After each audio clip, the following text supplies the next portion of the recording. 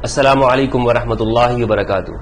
10 ایسے جھوٹ جو ہر سنی کو شیعہ کے بارے میں بتائے جاتے ہیں، چاہے وہ عام سنی ہو یا خاص سنی ہو، یعنی کسی مدرسے میں پڑھنے والا ہو، دینی تعلیم یا مذہبی گھرانے سے اس کا تعلق ہو، یا عام شخص ہو اس کا تعلق نہ بھی ہو۔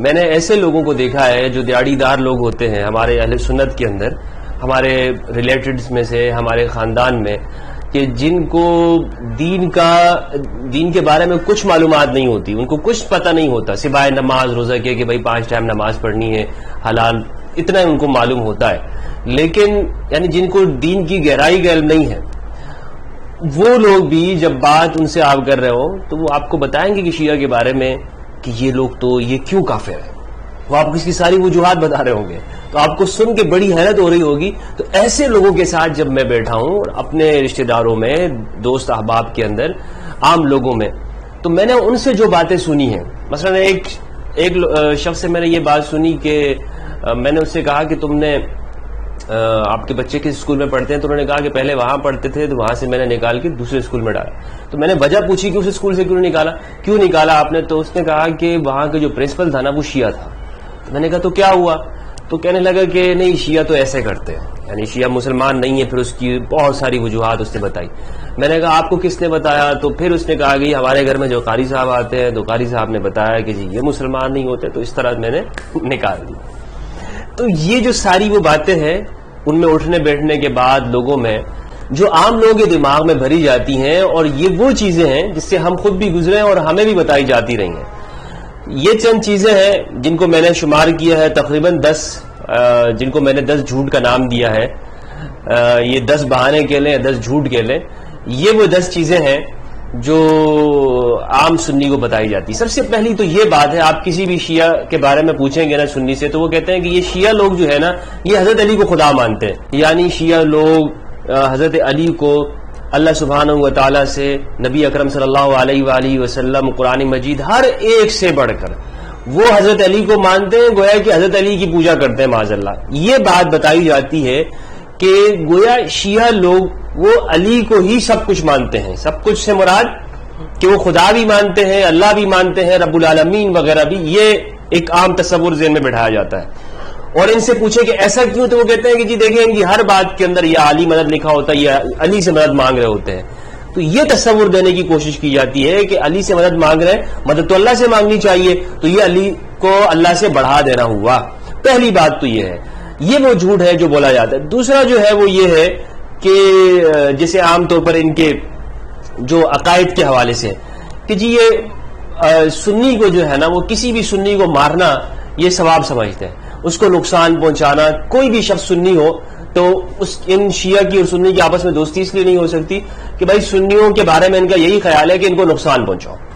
یہ بھی عام طور پہ جھوٹ بولا جاتا ہے۔ تیسرے جو کہا جاتا ہے وہ یہ ہے کہ یہ لوگ شربت میں جو ہے، یہ 10 محرم کو جو شربت وغیرہ لگاتے ہیں، اس میں سبیل وغیرہ جو بناتے ہیں، اس میں یہ اونٹ، یہ جو گھوڑے وغیرہ ہوتے ہیں، ذوالجناح کا جو گھوڑے کی جو شبیہ بنائی جاتی ہے امام حسین کی گھوڑے کی، تو اس کا پیشاب جو ہے اس کے اندر ملا دیتے ہیں اور پھر یہ لوگوں کو پلاتے ہیں تاکہ اور لوگ۔ اچھا، میں نے اس کا پوچھا بھی، میں نے جن سنی احباب نے مجھے یہ بات بتائی تھی، تو میں نے ان سے پوچھا بھی کہ آخر اگر یہ اس طرح سے کرتے ہیں تو کیوں کرتے ہیں، اس کا فائدہ کیا ہوتا ہے ان کو؟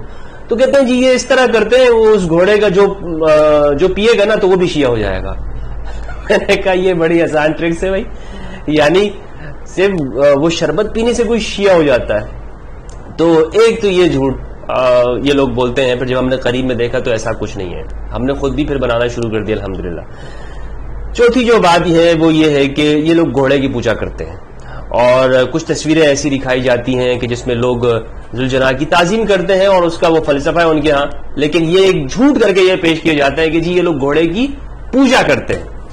اسی طرح نمبر 5 یہ بات ہے کہ یہ لوگ صحابہ کو گالیاں دیتے ہیں۔ آپ یقین کیجئے میں ان کے جلوسوں میں گیا، اور ابھی جو ریسنٹلی جو 10 محرم الحرام کو کراچی کے اندر عاشور کا جو پوری دنیا میں بلکہ پورے پاکستان کے اندر بڑا ایک جلوس ہوتا ہے، اس کو آپ کہہ لیں، اس کے اندر میں نے شرکت کی اس عزا کے اندر، اور میں نے اس میں تقریباً ہم 8 بجے سے آپ اندازہ لگا لیں کہ 2 بجے تک جو ٹائم بنتا ہے، 8 9 10 11 12 6 گھنٹے اس میں رہا، 5-6 گھنٹے وہاں پہ رہنے کے باوجود تپتی ہوئی دھوپ میں اور اس تپش اس کے اندر میں نے ان لوگوں کو صرف اور صرف علی کا ذکر کرتے ہوئے ان کو سنا، اور کچھ نہیں کر رہے تھے.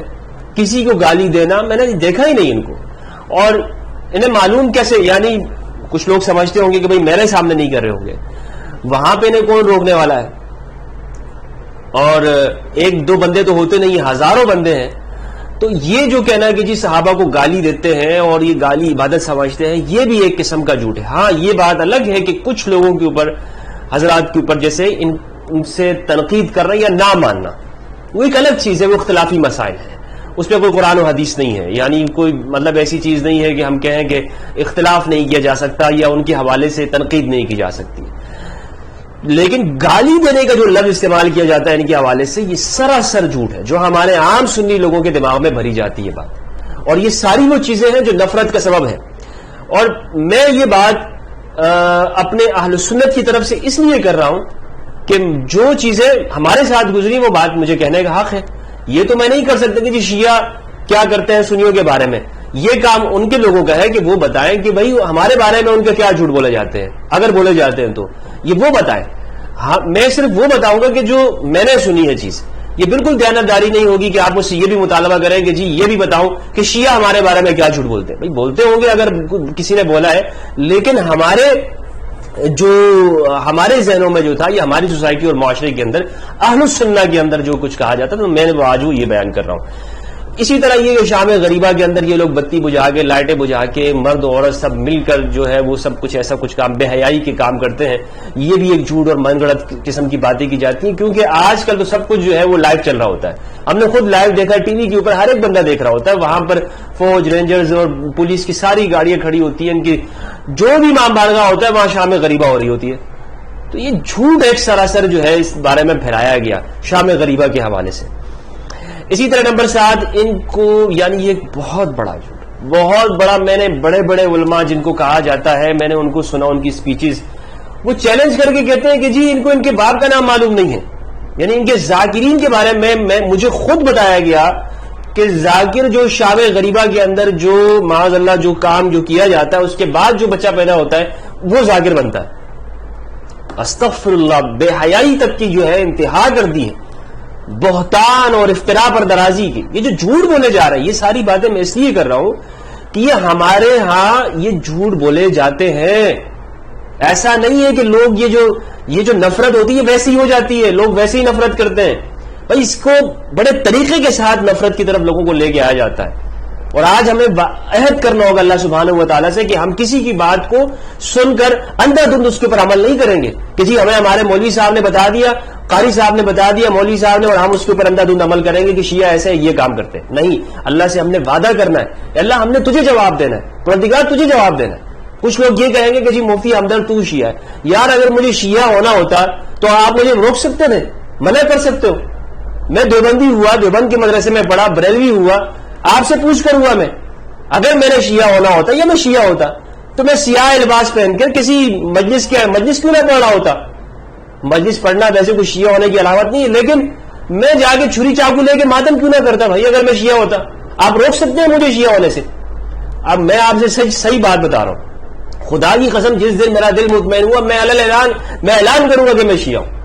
اور شیعہ شیعار علی کے معنی میں نہیں، جو مروج شیعہ ہے، فقہ جعفریہ جس کو کہتے ہیں، میں اعلان کر دوں گا. کیا میں آپ سے خوف کھاتا ہوں؟ اتنی باتیں کرتے ہوئے آپ سے نہیں ڈرا، میں تکفیریوں سے نہیں خوف کھایا میں نے، لیکن میں کیا اس بات سے خوف کھا جاؤں گا کہ دنیا کیا کہے گی کہ جی میں شیعہ ہوں کہ نہیں ہوں. جس دن میں نے اعلان کرنا ہوا نا، میں کہہ دوں گا کہ میں شیعہ ہوں. لیکن جب میں ہوں نہیں تو مجھے آپ کی باتوں کا فرق نہیں، اور نوٹس بھی نہیں لیتا ہوں میں آپ کی باتوں کا. تو یہ مطلب یہ جو ساری جو باتیں کی جاتی ہیں یہ سراسر جھوٹ ہے، یہ سراسر جھوٹ ہے.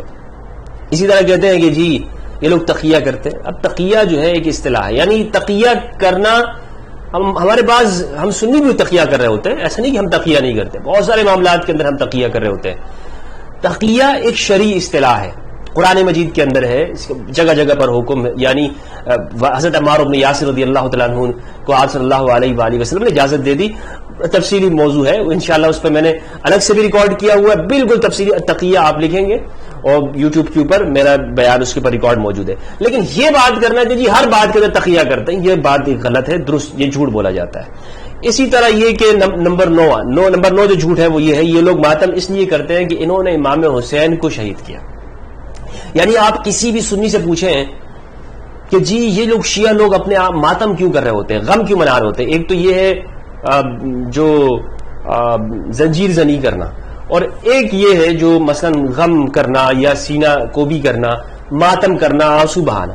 تو یہ کہیں گے کہ جی یہ لوگ اس لیے رو رہے ہیں کیونکہ انہوں نے امام حسین کو بلا کے شہید کیا تھا.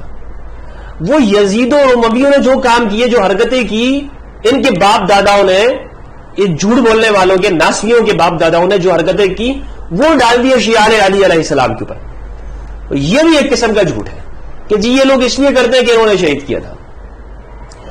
اسی طرح ایک جھوٹ جو میں نے سنا ہے وہ یہ ہے کہ ان کا جو کعبہ ہے وہ عراق کے اندر ہے. اب کعبہ جو ہے، یعنی کعبہ سے مراد، یہ تعظیم کا لفظ نہیں، کعبہ سے مراد بیت اللہ مراد لیتے ہیں. یعنی ہم یہ کہتے ہیں نا کہ جس طرح یعنی یوں مشہور کر دیا ہے کہ سنی حج بیت اللہ جا کے کرتے ہیں مسجد حرام میں، ٹھیک ہے، مکہ کے اندر، سعودی عرب کہتے ہیں وہاں جا کے کرتے ہیں، اور یہ شیعہ لوگ عراق جا کے حج کرتے ہیں. شیعہ لوگ عراق جا کے حج کرتے ہیں. دیکھیں ثواب کا جو بیان ہے، جو اربعین وغیرہ کی زیارات ہے یا عاشور کے دن جاتے ہیں، ثواب کا میں انکار نہیں کر رہا ہوں کہ وہ ان کے ہاں اس کا تصور موجود نہیں ہے کہ وہ اس کا ثواب ہے یا نہیں ہے. یعنی جو حج جو شرعی فریضہ ہے، جو قرآن مجید کے اندر جو بیان ہے، ٹھیک ہے، وَلِلَّهِ عَلَى النَّاسِ حِجُّ الْبَيْتِ مَنِ اسْتَطَاعَ إِلَيْهِ سَبِيلًا، یہ والا جو حج ہے یہ اس بارے میں کہا جاتا ہے کہ شیعہ لوگ یہ بھی کربلا میں کرتے ہیں. یہ بات درست نہیں ہے، یہ بات درست نہیں ہے. یہ والا حج یعنی جو شرعی فریضہ ہے، جو ہر صاحب استطاعت شخص کے اوپر، جس کے پاس زیادہ راہ کا استطاعت ہو، اس کے اوپر جو فرض ہے، جس طرح نماز روزہ ہے، وہ والا حج کہاں پر ہے؟ مسجد حرام کے اندر، کعبہ کے اندر ہے. یہ کربلا اور عراق کے اندر نہیں ہوتا. ہاں وہاں پہ جانے کو یہ ثواب ضرور سمجھتے ہیں لیکن یہ حج نہیں ہے. تو بہرحال یہ جو 10 باتیں میں نے آپ کو بتائی، یہ وہ عام چیزیں ہیں جو ہمارے ہاں اس لیے بتائی جاتی ہیں تاکہ شیعہ سنی کے درمیان میں آپس میں نفرت ہو اور دونوں ایک دوسرے سے دوری پیدا کریں. اور اس میں نفرت اور انتہا پسند واعظین نے اہم کردار ادا کیا ہے. جعلی پیروں نے، 2 نمبر وائزوں نے، اور درس نظامی فیل خطیبوں نے یہ کام کیا. جو ہمارے ہاں سب سے بڑا خطیب کون ہوتا ہے سنیوں میں؟ جو درس نظامی کے اندر راسب آتا رہے، فیل ہوتا رہے، وہ بڑا خطیب ہوتا ہے. یہ ہم دیکھتے رہے، ہم ممتاز معاشرت آتے تھے لیکن خطابت کے اندر ہم سے وہ بندہ آگے ہوتا تھا کہ جو سب سے راسب ہوتا تھا، فیل ہوتا تھا. تو جو فیل خطیب ہے انہوں نے اپنے نوٹ چھاپنے کے لیے ہمارے اہل سنت کے اندر یہ کیا کہ شیعہ کے خلاف نفرت انگیز چیزیں پھیلاتی. یہ وہ 10 باتیں. آج میں آپ سے یقین کے ساتھ کہتا ہوں کہ میرے سنی بھائیوں کے ساتھ کہ ہمیں ان چیزوں کے اوپر بھروسہ نہیں کرنا. جو بھی شخص، حتیٰ میں ہی کیوں نہ آپ کے سامنے کوئی بات کر رہا ہوں، جا کے اس کو ویریفائی کیجئے، چیک کیجئے، خود جائیے اور دیکھیے. میں تو کہہ رہا ہوں اپنے سنی برادران سے، میں تو بڑے بڑے علماء سے کہہ رہا ہوں آپ آئیے عاشور میں میرے ساتھ جائیے، میں لے کے چلتا ہوں آپ کو. شام غریبہ کے بارے میں آپ کے ذہن میں سوالات ہیں، میں آپ کو لے کے چلتا ہوں، وہاں بیٹھیں گے دونوں انشاءاللہ دیکھیں گے، اور اگر کوئی بات ایسی نظر آئی ہم اس کو اسی طرح سے بیان کر دیں گے. لیکن اللہ کے لیے گواہی دینی ہے، مذہب اور فرقے کے لیے تو گواہی نہیں دیں گے ہم کہ جی جو میرا فرقہ ہے، فرقے والا کیا ناراض ہو. ہمت ہے کسی مولوی کے اندر، دیوبندی یا بریلوی کے اندر وہ آئے اور وہ چلا جائے شام غریبہ میں کہ جی ہمیں تو بتایا جاتا ہے کہ یہ لوگ شام غریبہ میں اس طرح کا کام بے حیائی کا کام کرتے ہیں، لیکن میں خود اپنی آنکھوں سے جا کے دیکھ لوں آیا اس طرح ہے بھی یا نہیں. ہمت ہے کسی میں کرے اس طرح کے؟ ہمت کر کے وہ آئے. اور خدا کے لیے گواہی دینا بہت مشکل ہے. جھوٹ بولنا تو آسان ہوتا ہے لیکن خدا کے لیے، اللہ اور اس کے رسول کے لیے گواہی دینا کہ انسان اپنی آنکھوں سے جو چیز دیکھے اس کو بیان کرے. میری گزارش ہے کہ ہم صحیح بات بیان کریں، درست بات بیان کریں، ورنہ رسالت مآب صلی اللہ علیہ وآلہ وسلم کا فرمان ہے کفا بالمرء کذبا ان یحدث بکل ما سمع. رسول اللہ صلی اللہ علیہ وآلہ وسلم نے ارشاد فرمایا آدمی کے جھوٹا ہونے کے لیے اتنی بات کافی ہے کہ وہ ہر سنی سنائی بات کو آگے پہنچا دے. السلام علیکم ورحمۃ اللہ وبرکاتہ.